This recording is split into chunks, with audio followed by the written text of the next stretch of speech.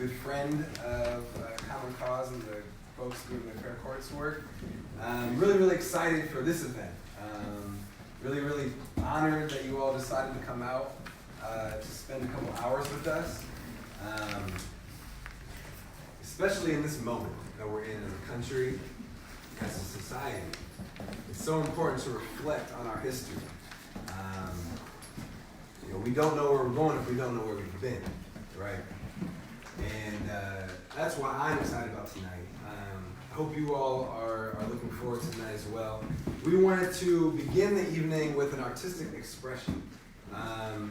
Just to not start off with any of the boring stuff, but we wanted to get into our hearts and our souls a little bit. So we wanted to bring up Dave, friend of Mia, who is going to lead us through an artistic expression. He has a poem to share with us tonight. So let's all give Dave a warm.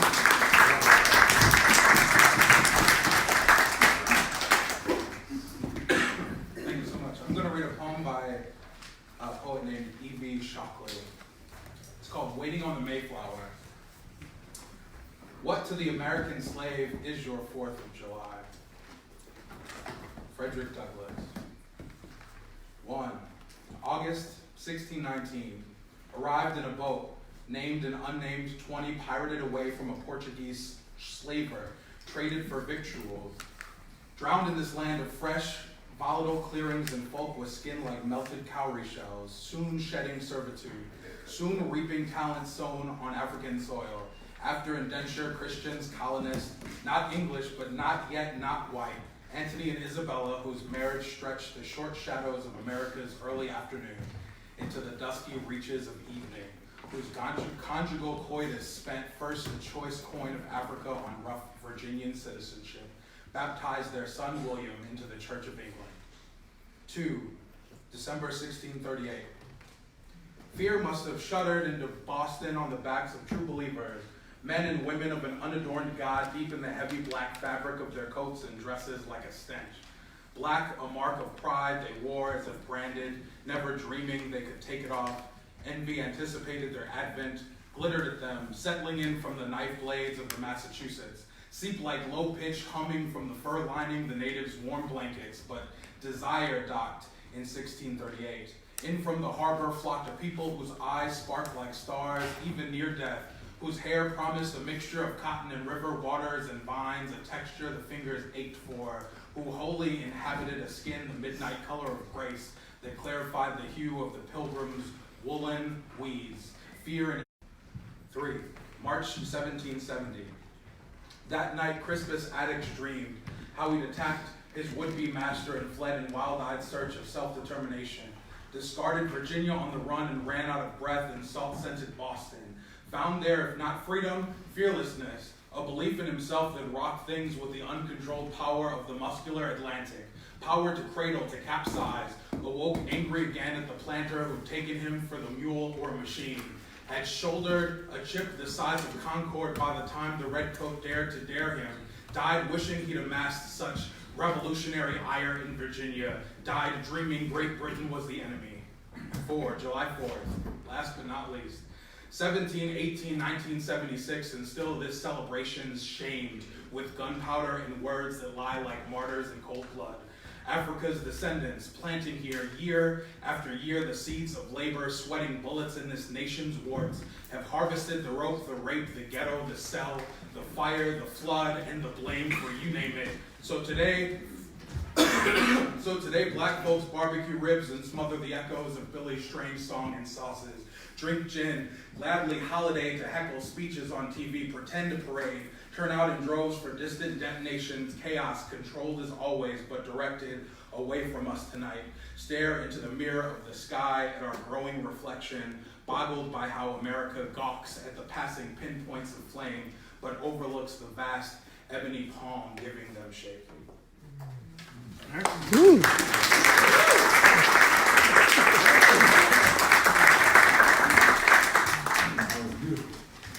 Thank you so much, Dave. All right, so we wanted to do some community norms just to sort of help guide this conversation tonight.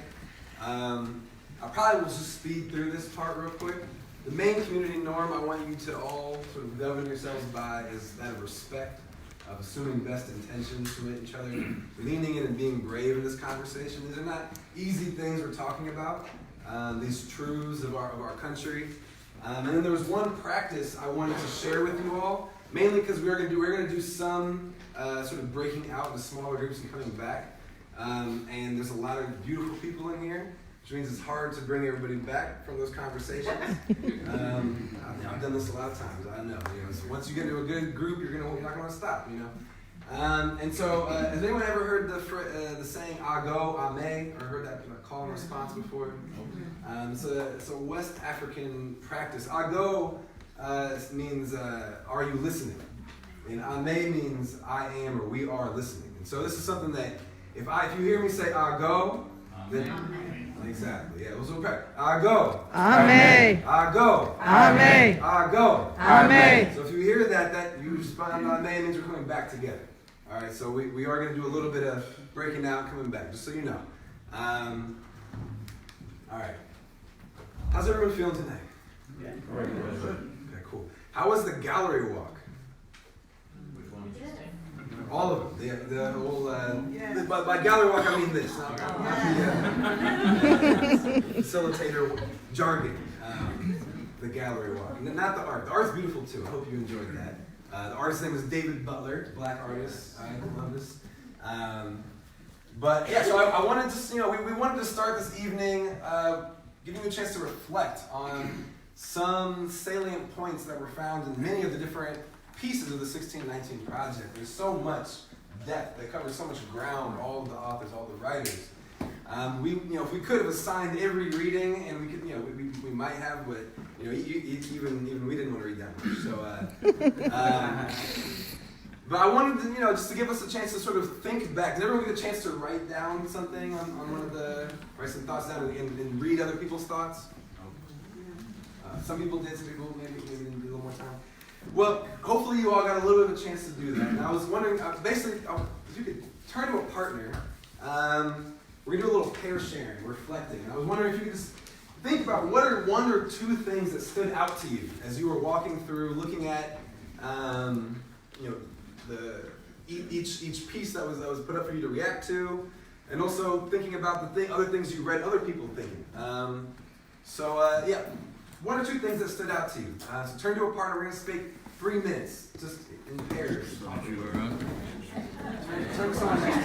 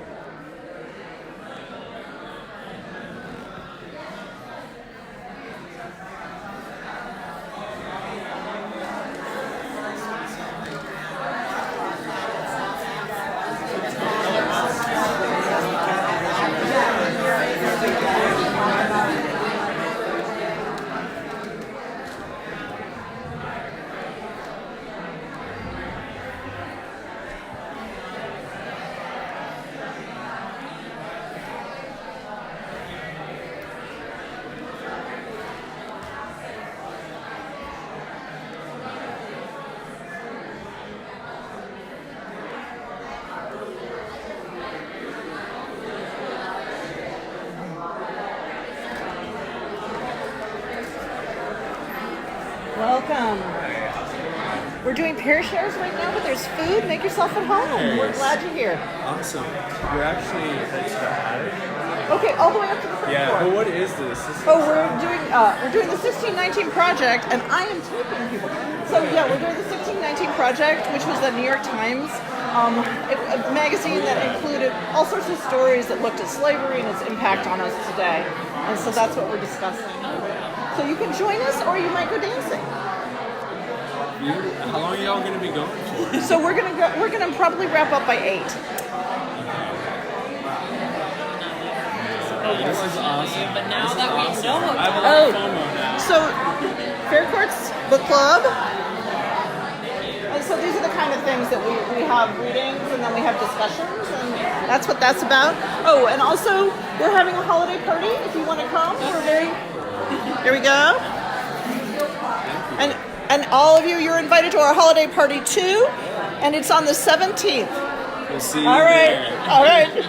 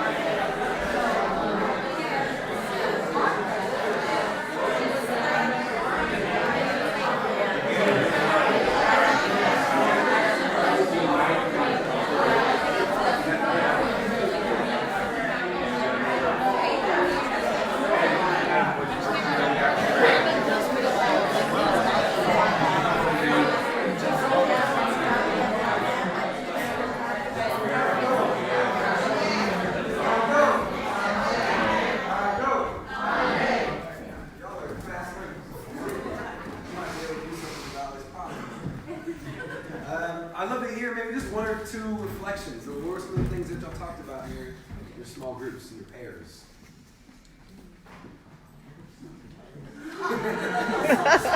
Back. You gotta hand it back. I'll go. Please. One of the things that we talked about was that a lot of times we think of slavery and picking cotton and all that stuff as being ancient history.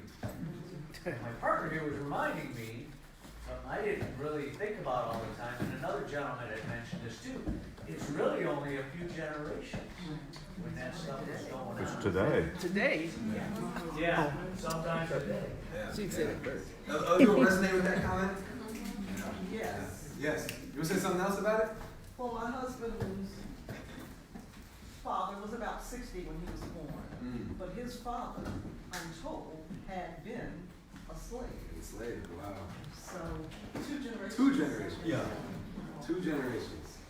The 2 for you? As well? No, that's my wife. Oh, that's your wife.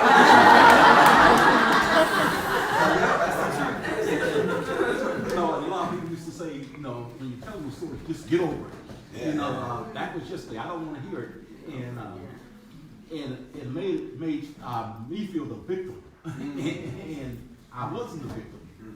So you get stronger, and we all can learn. That's real. That's real. Yeah. No. Reminds me of meeting a friend, Sam, who grew up in the deep south. I don't remember what state now. And we're just about the identical age. I'm 70. I think Sam might be a year younger than I am. And we found out from his history that his family were sharecroppers. And I'm thinking,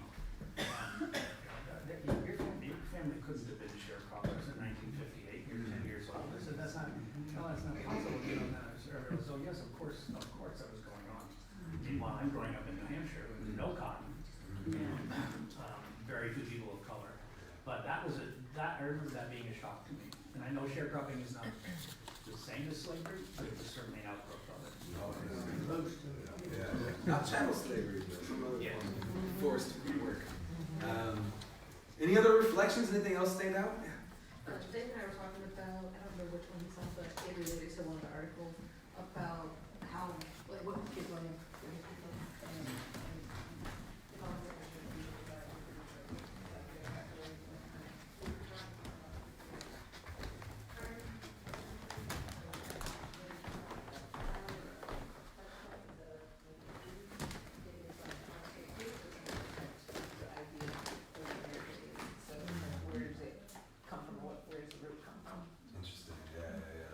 There's so many conversations that we're like, we don't want to have that with our children. I think I was in a conversation recently and someone said the height of white privilege was that she got to decide when to have the conversation about race with her child. She was like, and I know for black families, they don't get to, it's not a choice of when do we choose to have this conversation. You're going to find out sometime. All right, well, those are both really, really excellent reflections. So I want you to turn to the same partner, just to keep things simple. And I'm wondering, why is this conversation important to you right now? Why are you here tonight? Why is this conversation important? So yeah, another 3 minutes in pairs. Why are you here?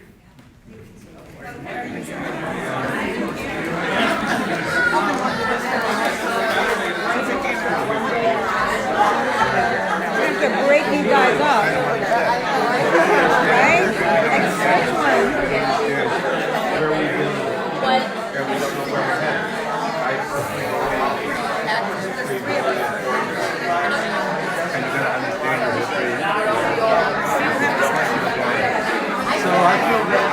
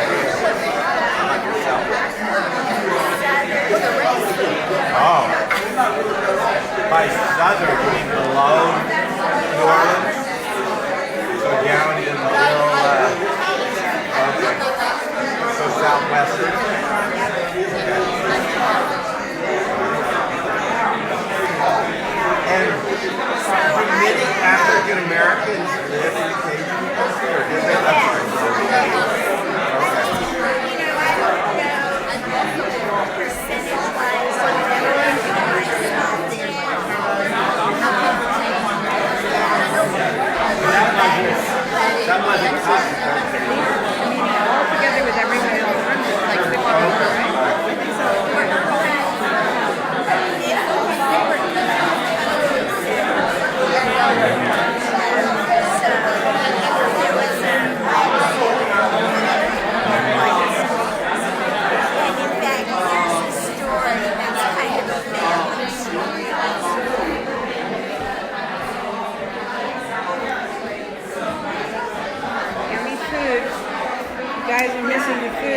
We're running into that. Oh, and we have visitors. They're from Montana. Oh, hello. How exciting. You are live on Facebook. Hey, how are you? I'm well. Do you wear caps and sauces? Yes, all the way, go up and then go down the hall and there's like an attic.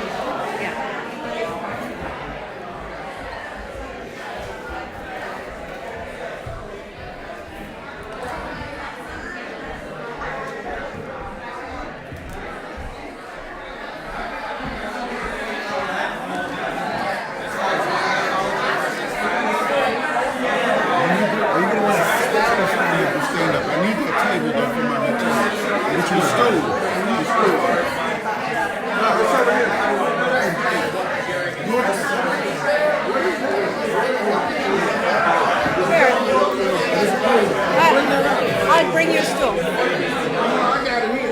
Okay. She's got a problem.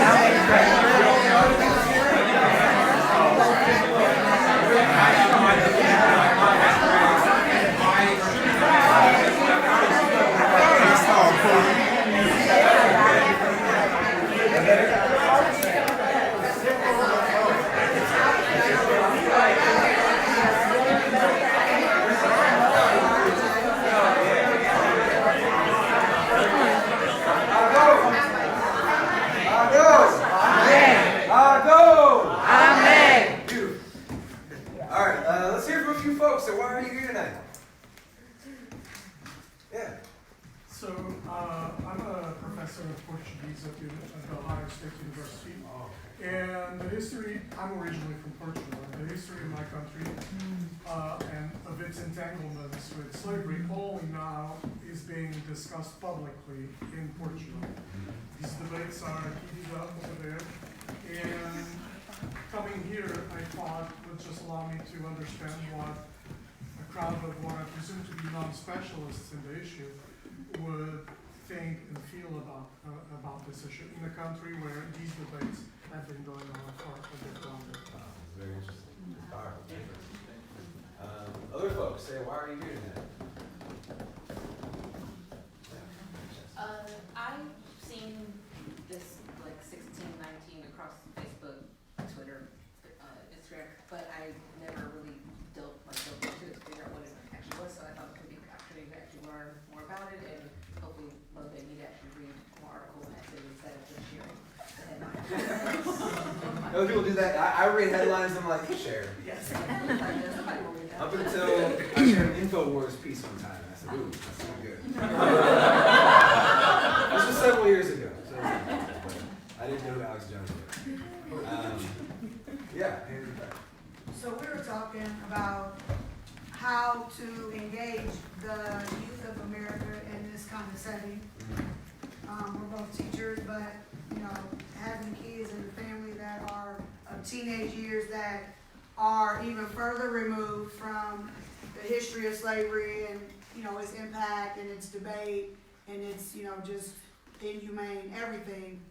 They're removed from that, but then we kind of started talking about if we're talking about generations that are closer to slavery but far enough away, how we start to get desensitized to the idea of it, or like somebody over there just said, enough already, be quiet about it, let's stop talking about it. Well, we kind of cascaded into talking about the youth of now, especially youth of color, males of color that are young, the everyday workings of being profiled and possibly being shot because you're a young black man, or even taking it into a step further about the school shootings in America and how the one that just happened in California, how the kids were being interviewed talking about we sprang into action, we barricaded the door, we knew what to do, That mindset to just know what to do, which would never have been in my thought as a 16, 17-year-old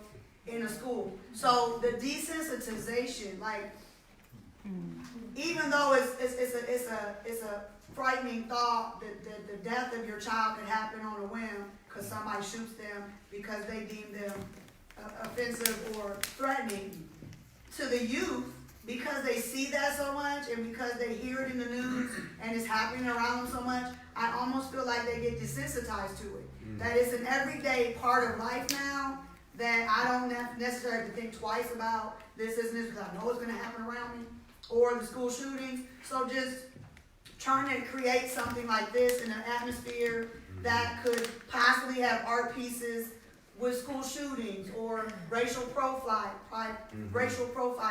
for the youth that, quite honestly, we're talking about further away from things. This is important, but also what's in their day right now, the school shootings and the shootings of them. Yeah. That would be definitely something to open up, because we need to be made aware of this. Yeah. They also need to be awakened and eyes open even more to what's going on around them now. Yeah. Because it's a desensitization process. That's because there's so much around, Yeah, no, and with that, I always think about how cynical people get about, can we change this country? Is it even possible to make the words that are on parchment real in this country? And as a young person, people see black people get shot by the cops, all the news and social media. We see, the gains that had been fought for, that had been won, being eroded. And it begins to be hard to even think, is it possible, to really achieve the type of change? And if it's not, why would I try? Why would I work so hard, And that's part of why this project is really exciting for me, because when you look at the history, I think you see that we have achieved so much in our past. And that if you look at, when you look at the history, there was one point where it said that, the ideals of this country were never real, but black people have been making them real. Generation after generation. And black people, without a doubt, have been carrying the water, but every generation of Americans has had to figure out what country are we? Are we the country of the slave owners or the country of the abolitionists? And I feel like that's still the central question at hand today. And fighting against that cynicism, I think understanding our history is one of our greatest weapons in combating against that hopelessness. Because when you see the legacy of folks like Harriet Tubman, who I haven't seen the movie yet, I heard it's really good. It's a good movie. I was worried it was going to be a terrible movie. So I was really, really scared they were going to do Harriet wrong. When you think about that legacy, how can I not try to do something when I think about everything Harriet Tubman did and the struggles that she had to face, the barriers that come on now, there's nothing more American than fighting to make America real. And someone in this room who helped teach me how to do that, how to fight to make this country real, is here with us tonight to share some of his reflections. Mr. Sam Gresham.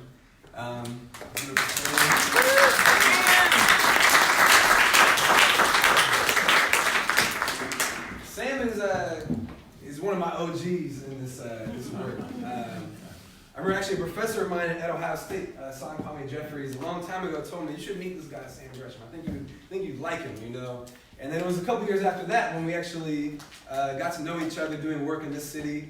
Sam took me under his wing and really helped guide me as a leader in this community. So I thank you, Sam, for everything you've given to me and to Columbus. And I'm grateful to be able to learn from you again tonight. So let's give it up for Sam Gresham.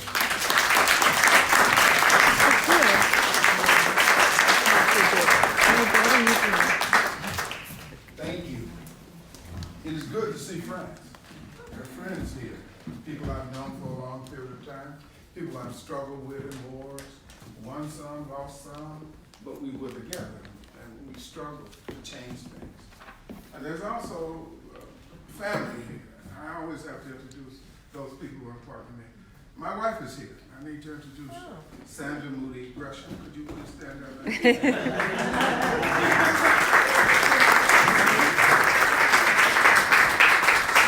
is the prototypical wife for a guy like me. She understands the movement. She likes the movement. But she's a capitalist. She has her own business, and she deal with it. But she's good for me because she allows me to reflect off the rest of the world. And I always talk about capitalists too, so we have to worry about that.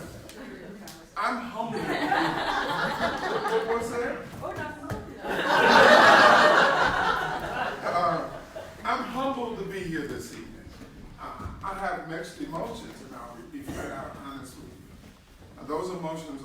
want to share with you. But I also want you to be mindful of my pain as I go through sharing. Because this is about me, my country, my people, my world. That includes black and white people, not just black people. But a lot of the suffering that we sustained was by both groups. White people suffered as they watched slavery develop. Black people suffered as slavery significantly. To the day, we still have legacies of slavery. And I heard your point back there. People say, get over it. No, no, no. It still exists. It still exists in the culture and family and in government policy. It is rehashed. People have mindsets about black folk that come out of slavery, that come out of all those negative things. And it wasn't like that. All right? Now, we're going to jump this evening. We're going to do it in a good pace, and we're going to do it with interchange. Now, I'm going to take you from 1619 to 1861. Now, that's a bullet, and it's important that you understand. And then I want to take those issues that I raised, and I want to talk about how our democracy founding ideas were false when they were written. Black Americans have fought to make them true. Without white allies, William Lloyd Garrison, John Woolen, Frederick Douglass, all Harriet Tubman, Sojourner Truth. I can go on and on. The second question we're going to deal with, are we committing educational malpractice? Why is slavery mistaught? And worse, in the American schools. You can go to European schools and you get a better sense of our own slavery in this country. The third question that we're going to tackle, slave gave America a fear of black people and a taste of violence, punishment. Both still define our critical criminal justice system. Let me say that again. Gave us a sense of the violence, and it still dominates our criminal justice system today. I'll get in more into depth. African Americans are 13% of the population of the United States, but we constitute a majority of those people incarcerated. And we constitute a majority of people who are on death row in this country. How is that anomaly such without some help within the system? Let's start our journey. And we're going to do this in 15 minutes, so hang on. Everybody hang on. We're going to be fine. First, let's start with the 13 colonies.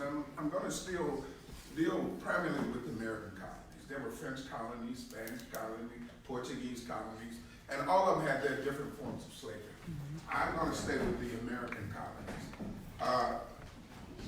Slavery has to have an engine that drives it. And our slavery had several engines. But the first one that drove it was tobacco. Tobacco was the crop that slaves were put together for. But initially, the slaves were not doing the crops. Indentured servants were brought here. White people, initially, were brought here to be indentured to do the crops. And then they decided they would move to the natives, the native people. But the native people didn't want to do that, and they would escape, all right? The second part of that is the white indentures would escape too, and it would be hard to find them because they could blend into the society and the people. Africans were brought as indentures, but they didn't have the out provision. See, an indentured service it was payment for transportation to bring them to this country, and they worked for 5 to 7 years, and then they were out. When the slaves or Africans were brought here, they were not indentured with an out, okay? And most people don't know that. They were brought here with the idea that they were going to be indentured, but they were not. Over time, this slavery changed. This incarceration changed. And the first state in the Americas to do that, or the first colony, remember we had 13 colonies? The first colony to do it was Virginia. And Virginia has the greatest history of indentured or slavery in this country. It is steeped, and if you want to go to Virginia and learn something about slavery, that's the place to go. Now, my story of slavery doesn't come from my knowledge of slavery. It comes from my history and reading of slavery. My knowledge of slavery comes from sharecropping and the extension of sharecropping. I grew up in 1949. I grew up in LaForte County, Mississippi, and the major city in LaForte County, Mississippi is Greenwood, Mississippi. My family, my friends, people I knew, before we moved into Greenwood, we lived on the Village Plantation in LaForte County. And it was a cotton operation. So as a child, born in 1949, by the age of 6, I had experienced the shotgun house, which is a house you would shoot all the way through and kill everybody. And they had the pump in one area, and if they had water, or they carried water, then they had the outhouse in the back of the house. During the fall, we would kill a yearling, and everybody know what a yearling is, an animal that's over a year old. And we would smoke them, and we would salt them, much like the slaves. Much like the slaves. Now, we had things that were different. We had mason jars. Everybody remember mason jars? We used to pickle and used to sweep, and the women would get together and they had things, and we cooked stuff, and we put it in these jars, and we put it up for the women. We would smoke that pig, and we salt that pig because we had no refrigeration. So the only way you could preserve meat was to salt it or smoke it, and people developed skills.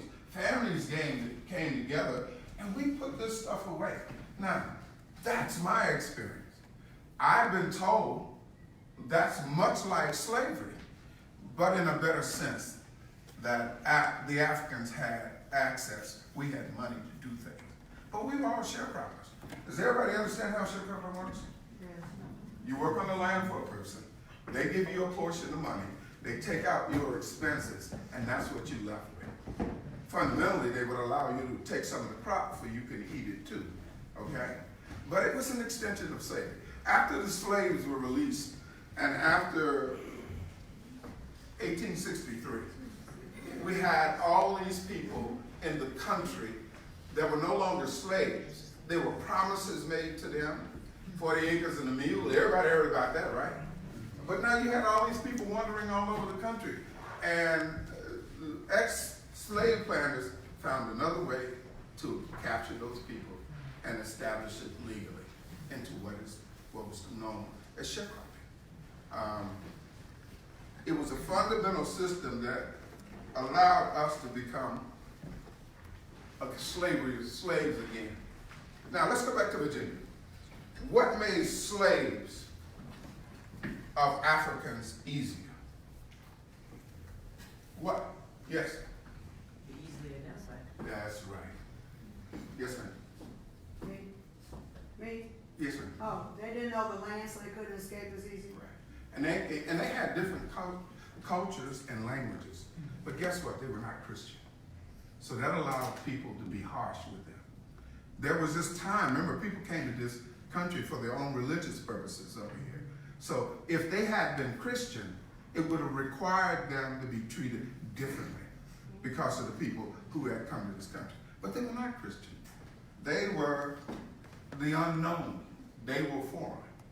Now I want to see a hand. How many people saw 12 years a slave? All right. Harriet Tubman, The Birth of the Nation, The Help, The Butler. All right. I reference those movies because they all talk about the denigration and the subjugation of black people. And it gives you a reference. Now, I want to let you know, none of them talk about the harshness of slavery to the degree that slavery was really harsh. But I'll start with a contemporary one that most people don't really recognize to help. My mother was a domestic worker. She said it wasn't that easy. The little white boys would attack them, and the family would not tell those kids not to attack these young black women who worked in their house. It was a war, and people would quit because the white boys would attack, the young white boys would attack them. Now, this is in the 40s, 50s, and the 60s. My mother had to deal with that. I took her to see the help, and she cried. She said, they didn't tell the whole story, Junior.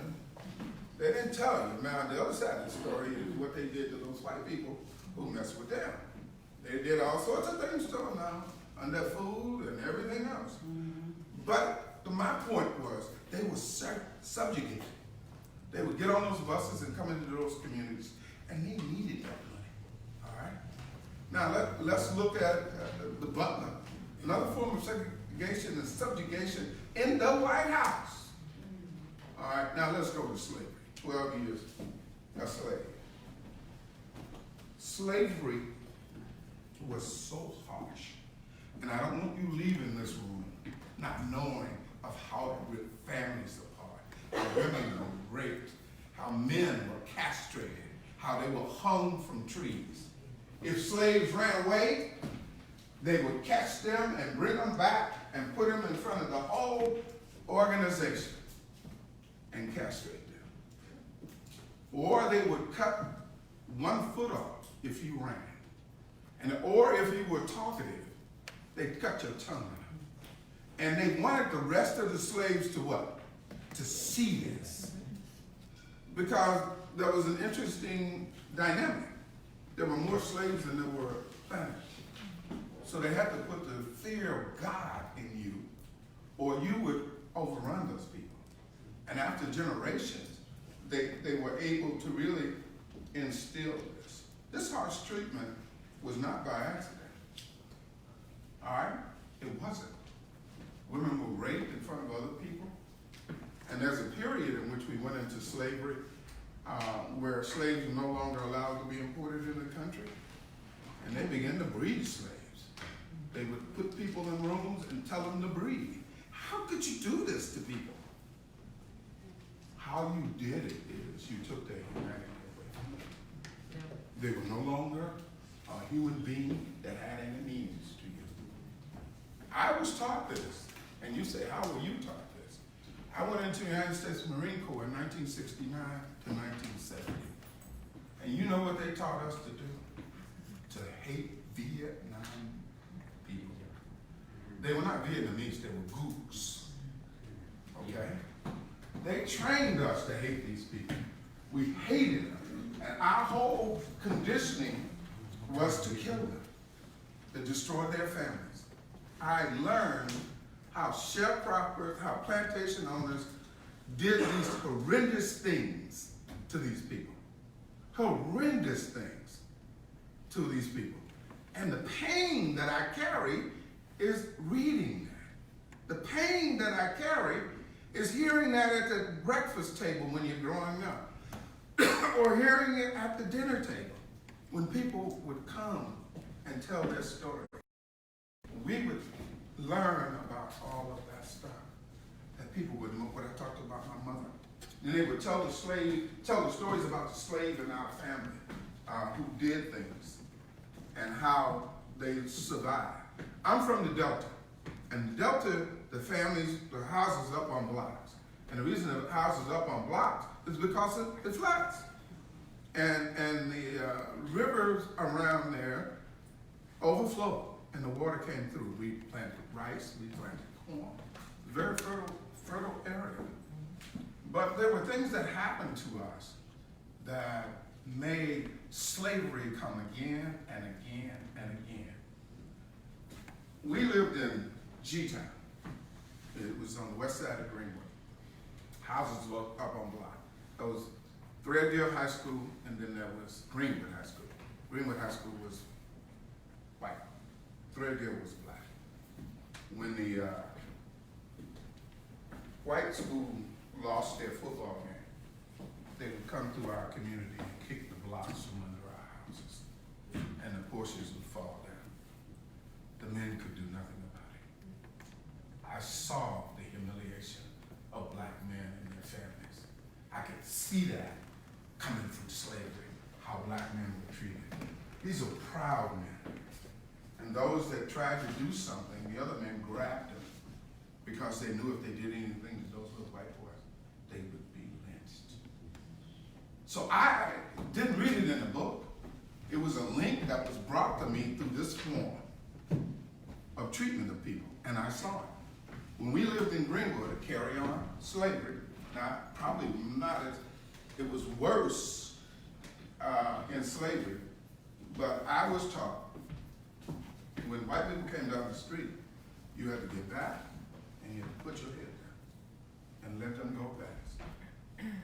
And the old thing black people say to other black people, don't roll your eyes at me. You remember that term? That means white people didn't want you to look at them in the eye. So you don't look at white people in the eye. You were taught all these things. I'm not even in slavery. I'm in Mississippi in 1949 to 1958, and I saw all these things. The humiliation that people were. Every black woman was named Fanny. You heard that somewhere before? They didn't have a name. Her name was Fanny. Every black man was named Sam. I hated the name Sam. Because all black men that you met, white people called them Sam or Fanny. They didn't respect their names. Now, these are things, now imagine when you saw the one that I really enjoyed was Django, what was Django Unchained. Black people were going crazy in that movie because all the stuff that he was doing to people. Oh boy, we wish we had seen that at one time or another. And also at Django, I don't call people Uncle Tom anymore. You know what I call him? Stephen. Yeah, you remember Stephen? Yes. And Samuel L. Jackson? Didn't he play that role? God, he played that role. Yeah, and you know, people hated him. Yes. They really did hate him because he played that role so well. And believe it or not, there are people in our lives that we knew who was just like him. You know, Mr. Bub, how you doing? Yeah, let me tell you about this. See, he didn't do what you told him to do. There were people we knew.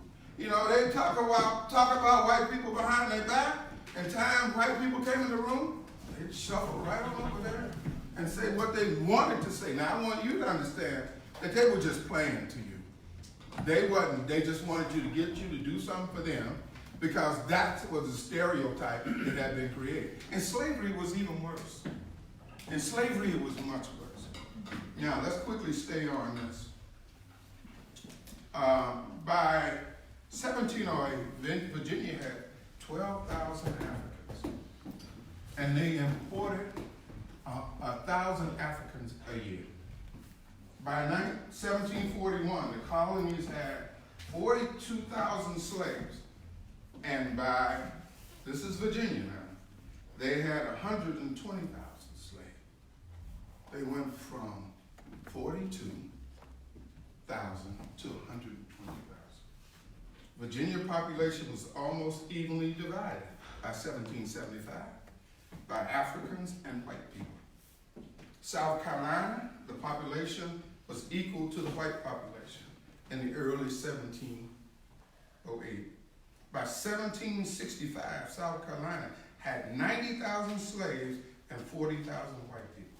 The demand for slaves increased between 1715 and 1750. Approximately 2,000 slaves a year were brought to Virginia. Across the colonies, people had different ways of reacting to slavery. In the New England part, slavery, because it was not a crop-oriented thing, wasn't as dense. They didn't need that many slaves. They did manufacturing, like farming. In the South, where you had plantations and you grew crops, you needed thousands of people to grow that crop. There was a triangle that they talked about, and there was another thing on top of that called the Middle Passage. Has everybody ever heard of the Middle Passage? Mm-hmm. All right. The triangle was West Africa, down to the Indies, and then to America. Okay, let me explain to you why They brought the Africans from West Africa. They took them down to the West Indies or the Caribbean, and then they brought them to America. They seasoned them. Okay, now y'all, it ain't salt and pepper. It ain't paprika. It ain't. You had proud people who were warriors, who managed their own country, who fought and had skills. They wasn't going right into slavery. And in fact, it is estimated that more than 5 to 7 million of them died in the Middle Passage, fighting for their rights. They didn't know where they were going, but they wasn't going at all. They wasn't going treated like pigs. They fought, they fought, they fought. From the beginning of this thing, slaves resisted. They always fought. They were a proud people. They couldn't even talk to each other. If you were Igbo and you were from another tribe, I couldn't talk to you. And we were all on this ship together. So they had to season those people. They had to break them. They had to break their pride. They had to break their determination. Now, who would want a job like that? To take the pride of a person. Then once they were seasoned, broke, then we could take them to America. Now that changed because things were going so fast. I'll think it. So the colonial periods in New England was different. Now, things happened that changed this whole thing. Remember I told you, it started out with tobacco. And that was a primary crop. But it changed. And when that changed, it changed everything. The primary crop was tobacco, but it then moved to indigo, hemp, rice, tobacco. Then it moved to cotton. And cotton was king. Cotton changed everything. The one thing I want to point out, though, as slavery moved forward, as the Americans were organizing for their own independence, slavery got caught up in the idea of this independence. And the planners and the intellects were having a problem with how would they justify slavery in the development of this new country when they said all people are equal. They came up with this great idea of 3/5 of a human being. And they came up with that idea in forming, it is in the Constitution. It is still there to this day, okay? What they said was 2 representatives and senators, but for each slave, it counted as 3/5 of a human being. And it counted for representation as well as taxes, okay? They put that in the Constitution. But they also said, we are gonna have rigid rules on catching slaves and bringing them back. That's in the Constitution. That chattel slavery, which is human beings' property, you own me, and I run away, he catches me. Concept. European slavery, African slavery, all that didn't exist. You were not, you could work your way out of it. Chattel slavery was for life. In 1790, and South Carolina, North Carolina, all of them resisted. They didn't want that to happen. Now, eventually, slaves participated and they contributed in the Civil War. We have fought in every war that this country has had. And you probably heard the first person who died in the Revolutionary War was Christopher Adams. For us, man, you don't know what that meant. For black folk, to say that the first person that died in the Civil War and the War for Freedom was a black man? Yeah, it was. I mean, for little black boys, you didn't believe it. We just couldn't believe that. The contributions from blacks were significant in the Army and in the Navy. And it led to the thought of emancipating blacks. because of the contributions and the sacrifices that they made. Now, blacks did something else that you didn't know. They were spies.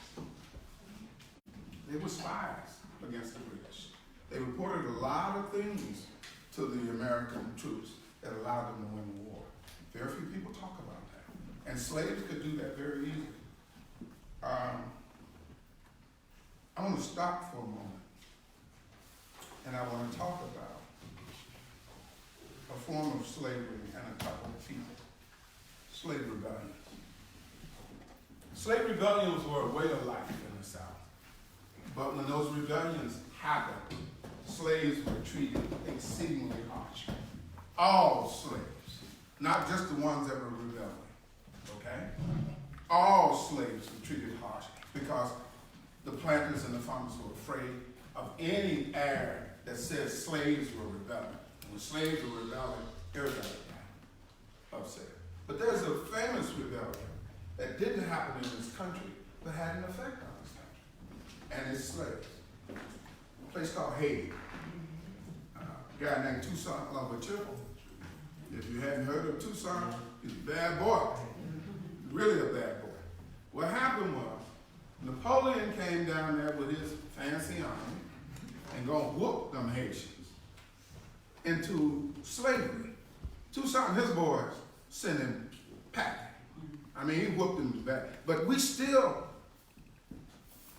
Haiti still suffers today from that. And I'll talk about the modern concept of Haiti. But Toussaint went down there packing his stuff, fancy uniforms again. He sent them running home.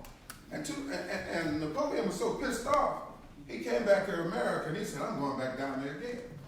And he had to put an army together. So he put the Louisiana Purchaser, which they all owned. It all went from Louisiana all the way to Canada. And they sold that to the Americans to get their stuff together, their little army together and their supply.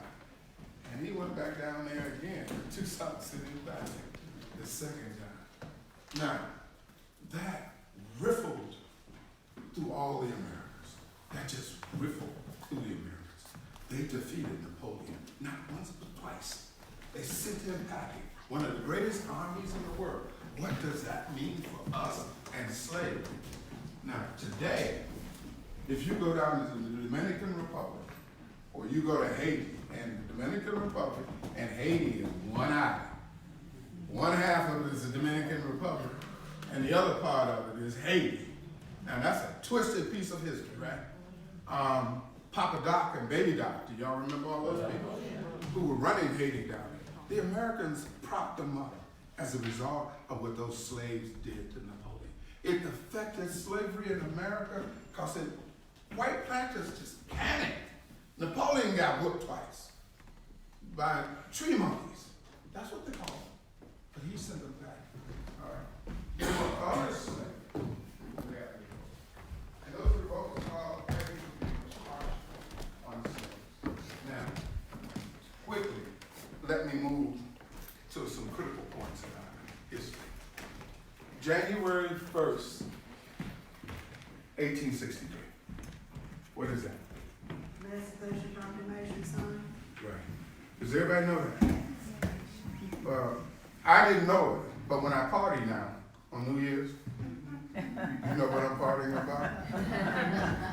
The emancipation of slaves, but it was not in all of the states. It was only in the Confederacy. And I'm from Mississippi, so my people were made free. Slavery was not eliminated until the 13th Amendment, which got rid of all slavery. And then there was Juneteenth, which the word got to Texas so much later, so they celebrated at a later date. Now, let me go back to slavery. That was part of the history. Two wars, really, Civil War and the American War. Now, what made the difference in cotton? And by 1800s, cotton took off. I mean, that required slaves. The cotton became king, and then there was this thing called a cotton gin. And when the cotton gin came along, they took the drudgery out of cleaning cotton. If you've ever grabbed cotton, it has little spurs on it, and It's hard. I don't know why the cotton was grown like that. Maybe to keep people from picking it. I don't know. But everybody had it. But when this gin came along, cotton gin, it made it easier to pick the cotton off. Man, things took off in this country. And also, the need for cotton, because it was that way, took off. So now, we didn't have the triangle anymore. Remember I told you West Africa, down to West Indies, into America? They needed labor so bad, they could not wait to season slaves. So they brought them right to the Americas. What do you think happened with that, Ed? When you brought them without seasoning to this country, what happened? Escape. Okay. Resistance. Say it again. Resistance. The harshness went up because the slaves were not seasoned. Okay? So they did things to them that were really, really harsh. Okay? That was probably the worst period for slaves because they had to get this cotton out. Now, I don't know if you know it, Brooks Brothers made slave uniforms. Did you know that? That's how Brooks Brothers got started. It's making slave uniforms.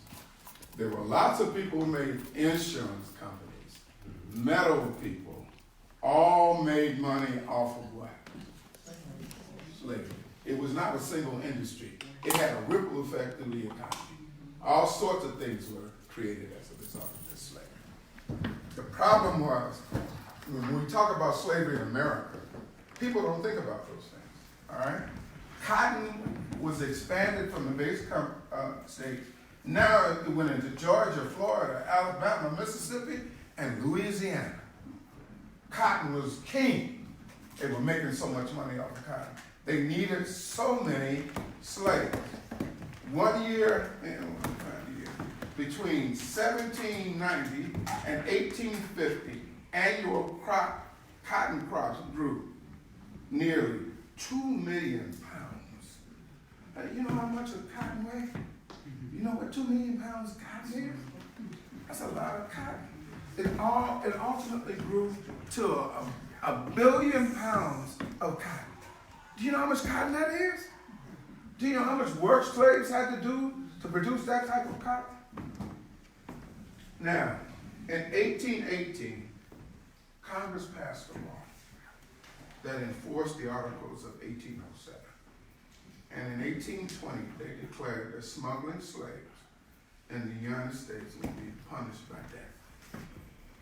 You wouldn't go into jail. They figured they had enough political problems with slavery all over the world. You may not believe that. But they had so many internal problems. The North fighting the South. We had to have all these compromises when we went into new states. You remember the Missouri Compromise? Remember all the other compromises that we had to come up, whether it was going to be a slave state or whether it was not going to be a slave state, and what type of conditions would we have the slaves in this state? See, when I talk to people about that, they don't know that American history is slave history. The foundation of the wealth of this country was built on the backs of slaves.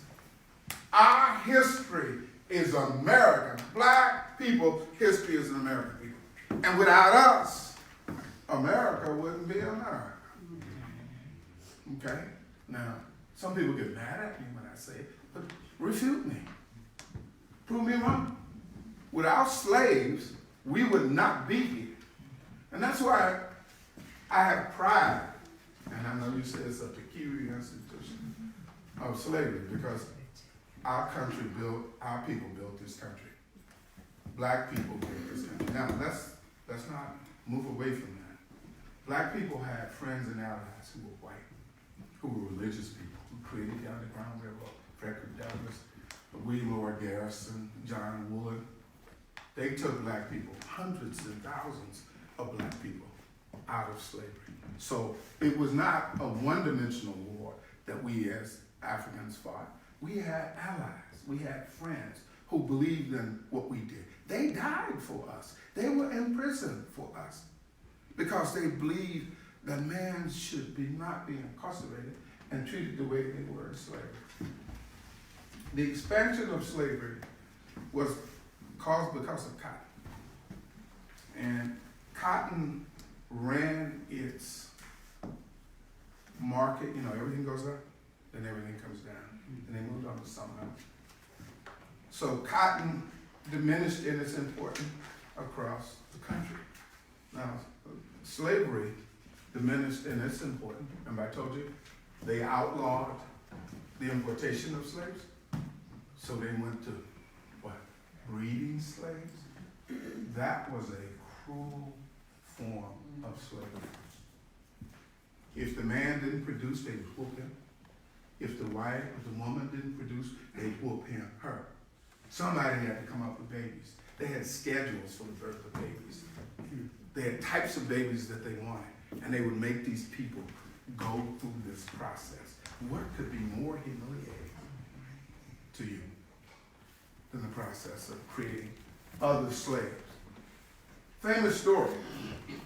Everybody's familiar with the Ohio River? Yes. You're familiar with the Freedom Center down there? Mm-hmm. You need to go to the Freedom Center. So you see it. On the second floor of the Freedom Center, there's a terrace or a porch or whatever you want to call it. There's a flame up there. It's called the Eternal Flame. It faces that river because that river was a demarcation line from slavery. If you got across, you were theoretically in the free territory. Now, problem with that, slave catchers hung out down in Cincinnati. Cincinnati was a haven for slave catchers. And they would catch people, whether you were a slave or not, and put you in slavery and take you back to the people down there. If you didn't know it, Cincinnati was a city with locks and waters that everybody traveled around. It was a favorite form of transportation. Now, it was nasty. It was a nasty place. Now, let me finish with slavery. Hot bugs, snakes, swamps, people who treat you less than human. And you have to produce, they would beat you, they would chain you. And ultimately, they made you produce your own prodigy, and you had to give that prodigy up for them and to put them into a life of slavery. Imagine all of that. All right? Now, it ultimately came to an end, and I'm sliding through this period. Remember, I told you I had to get on slide. But let's talk about now my three questions. Let us talk about it. What does slavery give us an image of black people in the criminal justice system? What did it do to black people? If you really read the statistics, white people kill more white people than black people kill black people, and black people kill fewer white people. Okay? But we end up what? At a higher number. Why? Why is that? Perception of violence. The big black man, I'm 5'7", I get on the elevator, everybody clutches their purse. They do. I have a suit and tie. They clutch their purse. Why? I could probably buy you a purse, but Why mine?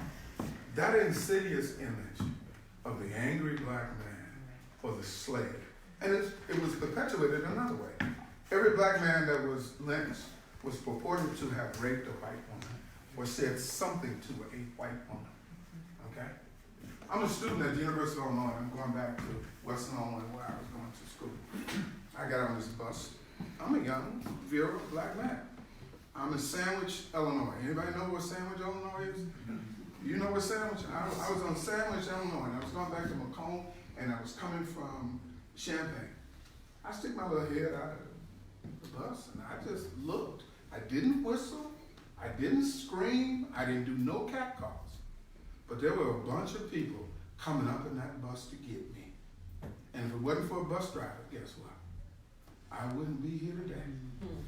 Because those people were going to get me. Those images of black people are still carried to this day. And a couple other things don't help it. You know what they are? Football. Say what? Football doesn't help it. Football have angry men who hit each other. And if you look at it, it has been given away to the black people. That is their entry into the economy. It frightens people to watch black men do that on the football field. It creates... It's like gladiators. Huh? Yeah, like gladiators. And it's entertainment, like gladiators were. When you talk to young people about it, I have a grandson who plays at Penn State, and they're going to play Ohio State this weekend. So I'm sorry, y'all. I got to go with Penn State.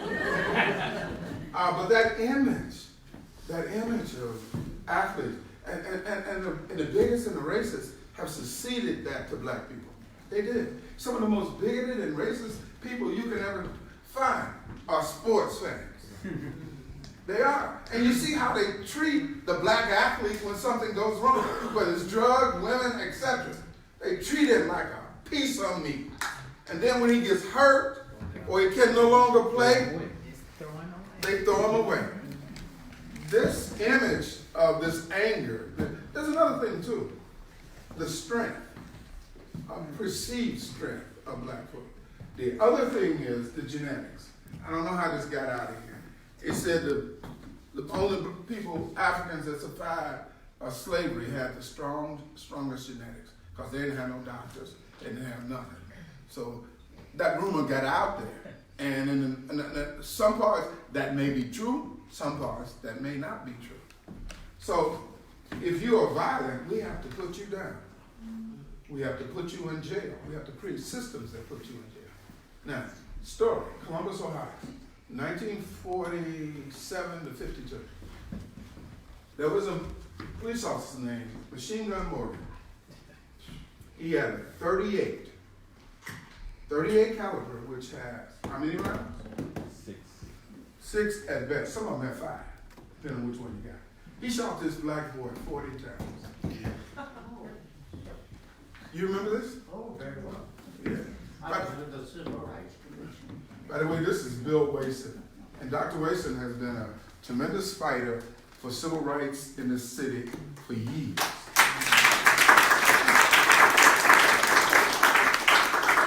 He and I worked together on desegregation of the schools. We worked together on a whole lot of things. 1979, 82, the suit and all of that. We worked on it.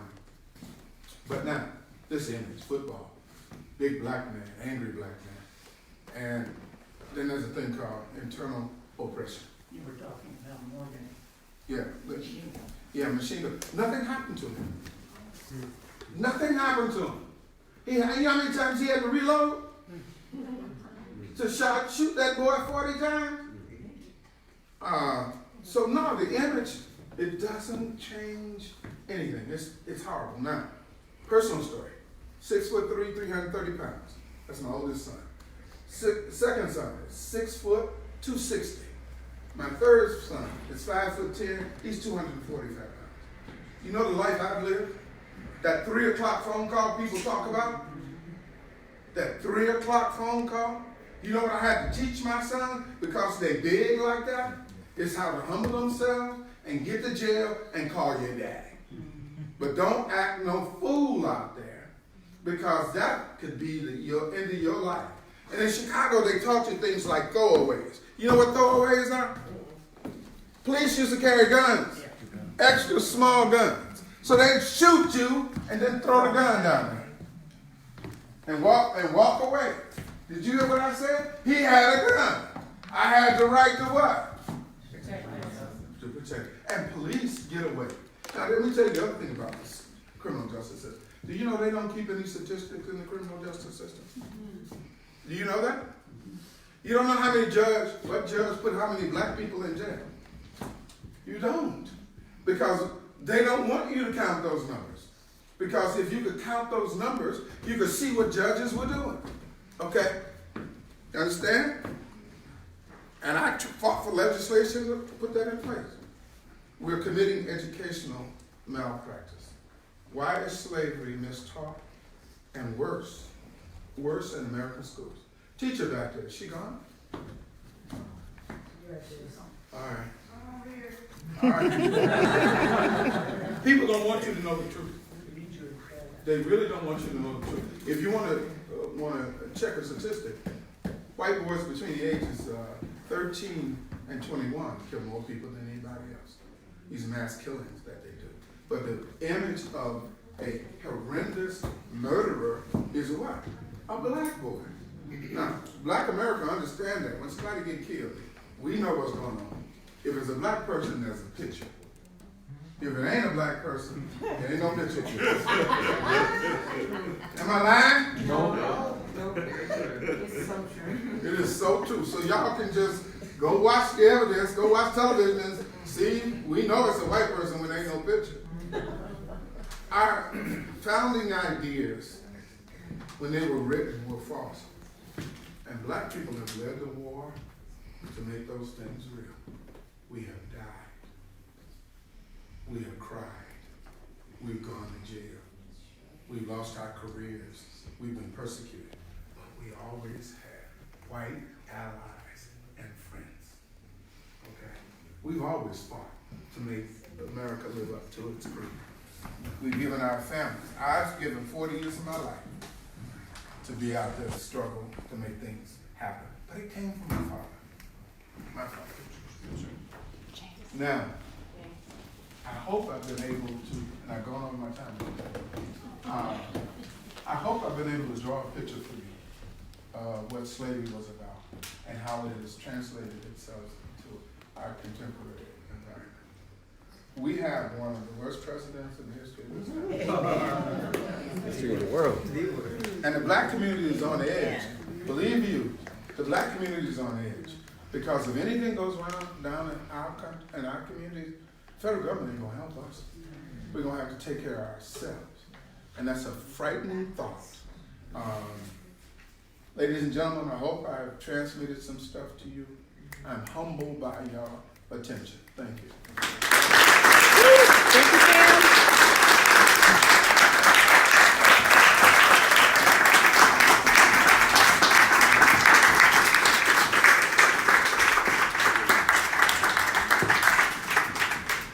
Thank you, Sam.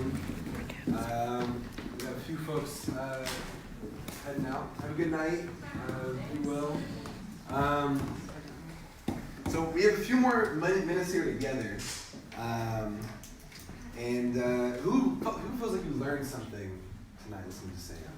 Cool. Yeah, a lot of hands. All right, cool. So what I'd like you to do is turn to someone new who you didn't talk to earlier, and just talk for a moment about one of the things you learned tonight. There's one thing you learned tonight. Find someone new, and I want you to just talk with them for just 2 minutes. 1 minute each. What's something you learned tonight listening to Sam?